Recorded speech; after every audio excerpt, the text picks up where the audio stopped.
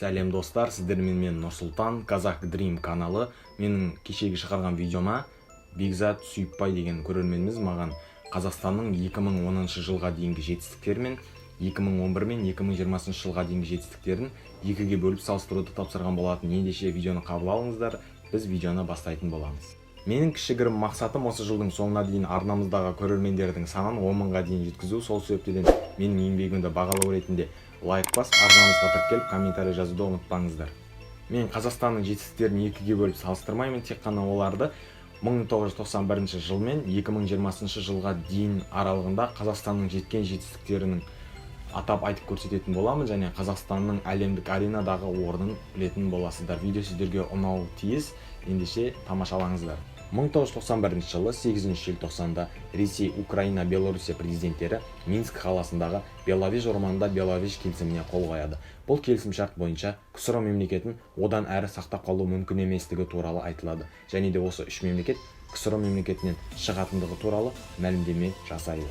Осылайша Қазақстан 1991 жылы Кеңестік социалистік республикалар одағынан 1991 жылы 16 желтоқсанда өзінің тәуелсіздігін алған болады. Қазақстан өзінің алғаш тәуелсіздігін алған кезде ең алғаш тәуелсіздігіне құттықтаған өзіміздің бауырлас ел ол Түркия мемлекеті болып табылады. Түркия мемлекеті бұл қоңырау шалып Қазақстанның тәуелсіздігімен құттықтаған болатын, ал ресми құжаттар бойынша Қазақстанның ең алғаш тәуелсіздігін мұхиттың арғы жағындағы Америка құрама штаттары мойындаған болатын. 1992 жылы ең алғаш еліміздің әнұраны қабылданған болатын, алайда олар 2006 жылы қайтадан өзгеріске еніп, оның сөзін Нұрсұлтан Әбішұлы Назарбаев, сөзі Жұмекен Нәжмединов, әні Шәмші Қалдаяқов жазған болады. Қазақстанның елтаңбасының авторы олар Шотаман Уәлиханов және де Жандарбек Мәлібеков.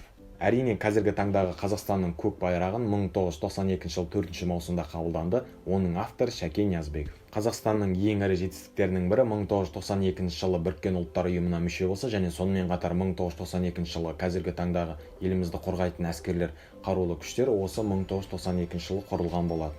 Және ең үлкен жетістіктеріміздің бірі ол әрине 1993 жылы 15 қарашада Қазақстанның ұлттық төл валютасы теңге айналысқа енген болатын. Және сонымен қатар 1993 жылы Қазақстанның ең алғаш конституциясы қабылданды, алайда олар өзгертіліп 1995 жылы жаңа конституция 9 тараудан 98 баптан тұратын жаңа конституция қабылданған болады.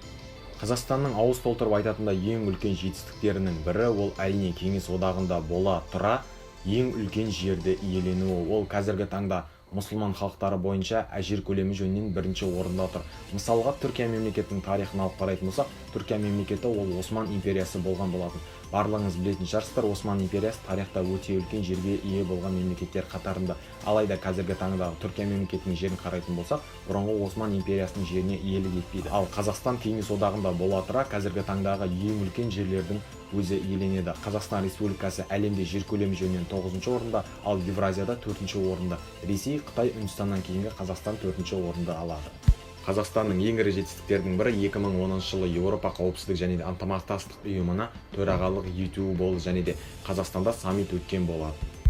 Ауыз толтырып айтатын жетістіктеріміз өте көп. Солардың бірі 2012 жылы Қазақстан әлемдік аренада экспо көрмесін өткізуге мүмкіндікті алады, және де бұл экспо көрмесі 2017 жылы Қазақстанның астанасы Астана, қазіргі Нұр-Сұлтан қаласында өткен болатын. Бұл Қазақстанның әлемдік деңгейдегі өзінің беделін көрсетті. Осымен біздің жетістіктеріміз аяқталды. Біздің мұнымен Қазақстанның жетістіктері тоқтап қалған жоқ. Біз тек қана өзімізге керекті ірі жетістіктерімізді атап айтып көрсеттік.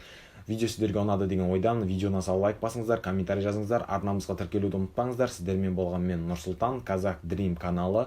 Қош сау болыңыз.